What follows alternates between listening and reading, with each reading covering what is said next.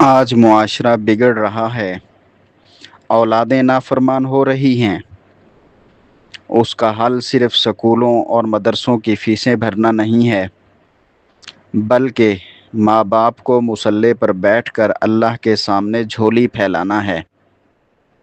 اگر ہم چاہتے ہیں کہ ہماری اولاد ہمارے لیے صدقہ جاریہ بنے، تو ہمیں حضرت ابراہیم علیہ السلام، حضرت زکریا علیہ السلام کی طرح اپنی اولاد کے دین کے لیے فکر مند ہونا پڑے گا۔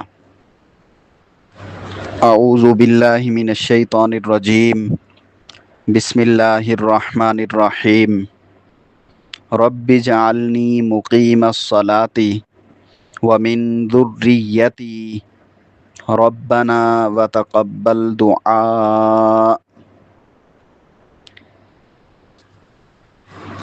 اے میرے رب، مجھے نماز قائم کرنے والا بنا، اور میری اولاد کو، میری نسل کو بھی۔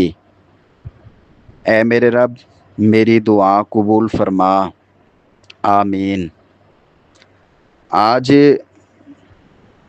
اس موضوع پر بات کرنا چاہتا ہوں کہ جس موضوع کا تعلق کسی فلسفے یا کتابی بحث سے نہیں ہے، بلکہ ہمارے گھروں کی بربادی کو آبادی میں بدلنے اور ہماری نسلوں کی تقدیر کو سنوارنے سے ہے۔ آج ہم نے دنیا کے ہر ظاہری اسباب کو اختیار تو کر لیا، ہم نے اولاد کو دنیا کی مہنگی ترین ڈگریاں دلوا دیں، ہم نے ان کے بینک بیلنس، پلاٹ وغیرہ تو بنا دیے، لیکن ہم ایک ایسا ہتھیار بھول گئے جو عرش الہی کو ہلا ڈالتا ہے۔ اور وہ ہتھیار کیا ہے؟ وہ ہتھیار اولاد کے حق میں ماں باپ کے دل سے نکلی ہوئی دعا۔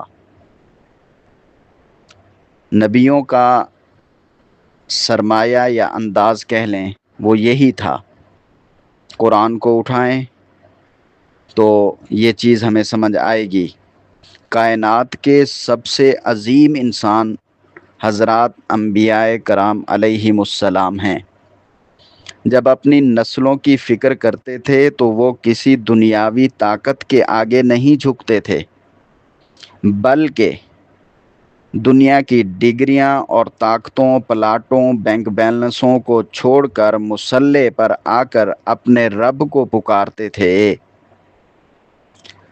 حضرت ابراہیم، جن کو لقب ملا ہے خلیل اللہ، اللہ کے دوست، گہرے دوست علیہ السلام، کو بڑھاپے میں اولاد ملی تو انہوں نے یہ نہیں کہا کہ میری اولاد دنیا کی بڑی تاجر بنے، بلکہ مصلی پر رو رو کر پکارا، ربنا ہب لنا من ازواجنا وذریاتنا قرۃ اعین۔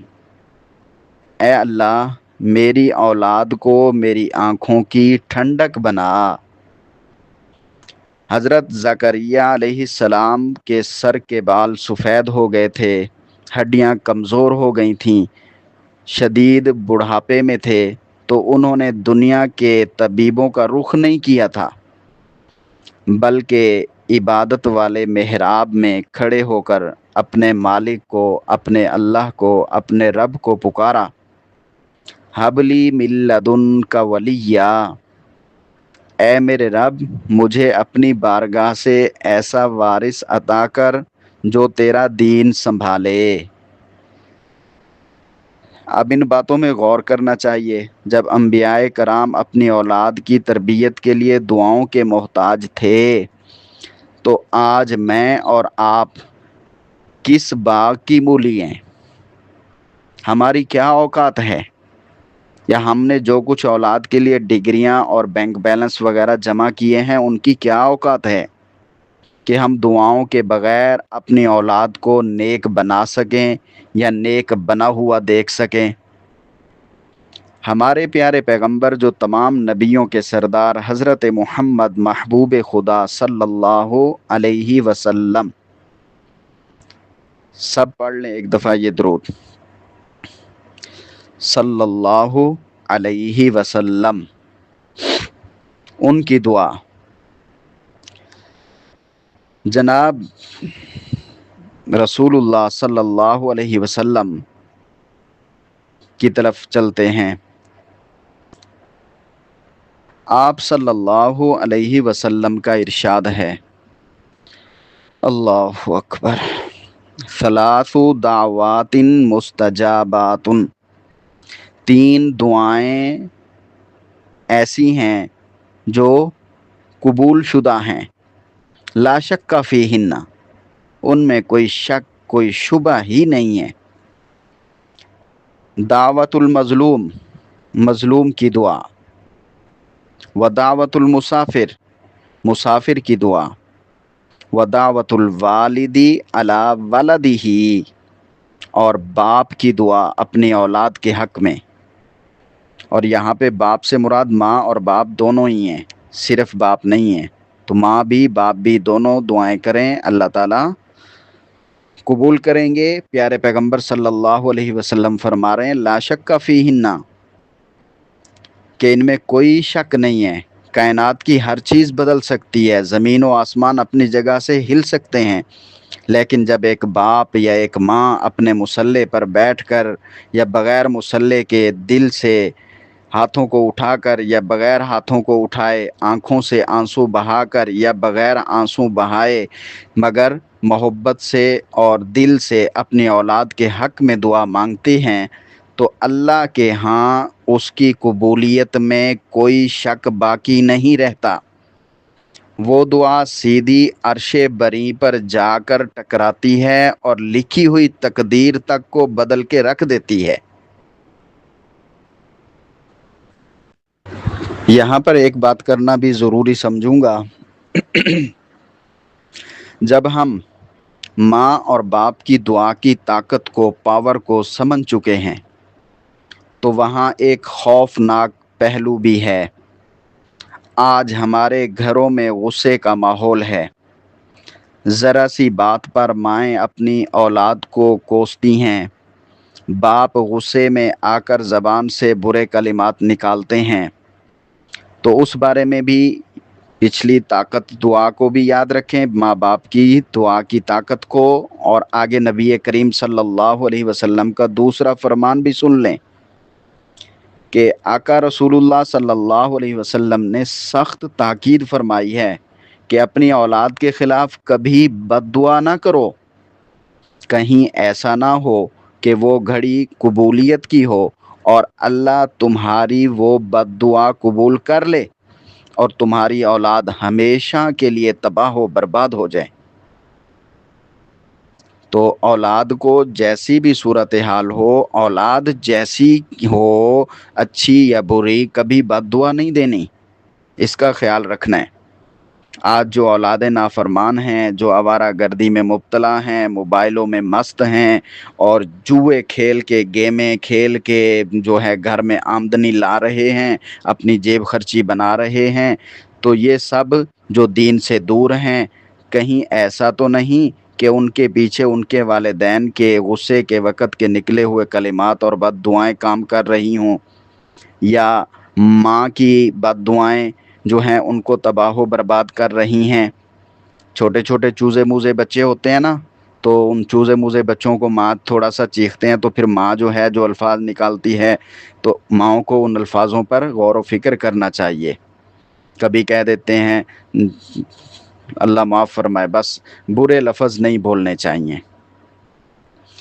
یعنی کہ غصہ بھی ہو یا کچھ بھی ہو، تو اس صورتحال میں یہ کہنے کی بجائے کہ مر جا، تباہ ہو جا، جو ہے یہ کہنے کی بجائے یہ کہہ دیا جائے اللہ تجھے ہدایت دے، اللہ تجھے ہدایت دے۔ اپنی اولاد کو یہ دعا دے دیں، غصے میں دینی ہے تو یہ غصے میں یہی لفظ بول دیں، اللہ تمہیں نیک بنائے، اللہ تمہیں نیک بنائے، یہ بول دو۔ اگر ہم چاہتے ہیں کہ ہماری اولادیں کل قیامت کے دن ہمارے لیے جہنم کا پروانہ نہ بنیں، بلکہ ہمارے سروں پر عزت کا تاج سجائیں، قرآن حفظ کر کے حافظ کے والدینوں والا تاج پہنوائیں۔ اگر ہم چاہتے ہیں کہ مرنے کے بعد جب ہم قبر کے اندھیرے گڑھے میں اکیلے پڑے ہوں تو کوئی ہماری مغفرت کے لیے رو رو کر دعائیں مانگنے والا ہو، اللہ کی رحمت ہمارے لیے مانگنے والا ہو، رب ارحمہما کما ربیانی صغیرہ پڑھ کے بھیجنے والا ہو، تو آج ہی سے اپنے گھروں کا ماحول بدلیے، اپنی رات کی تنہائیوں میں اٹھنا سیکھیں۔ اگر رات کی تنہائیاں میسر نہیں ہیں تو وہ بھی میسر ہو جائیں گی، لیکن جب تک نہیں ہے تب تک دن کی تنہائیوں میں مصلے کے اوپر جب کام کاج کرتے ہوئے اپنی زبان کو چلاتے رہیں، اپنی اولاد کے لیے سوچتے رہیں، بولتے رہیں، مانگتے رہیں۔ رات والی تہجد والی ترتیب بنا لیں تو یہ سب سے بہتر ہے۔ اللہ ہمیں اس کی توفیق عطا فرمائے۔ جب دنیا سو رہی ہو مصلے پر آ کر اپنی نسلوں کے لیے روئیں، اپنی بیٹیوں کی حیا کے لیے، حفاظت کے لیے، اپنے بیٹوں کے ایمان کے لیے، ان کے رزق حلال کے لیے اللہ کے سامنے جھولی پھیلائیں۔ ہماری نصیحتیں اتنا اثر نہیں کریں گی جتنا راتوں کو رو کر ہم ان کے لیے دعا مانگیں گے۔ دعاؤں کے اندر بڑی تاثیر ہے۔ اللہ تعالی ہم سب کو اپنی اولاد کے حق میں بہترین سے بہترین دعائیں کرنے کی توفیق عطا فرمائے اور ہماری نسلوں کو دین اسلام کا سچا خادم بنائے۔ آمین۔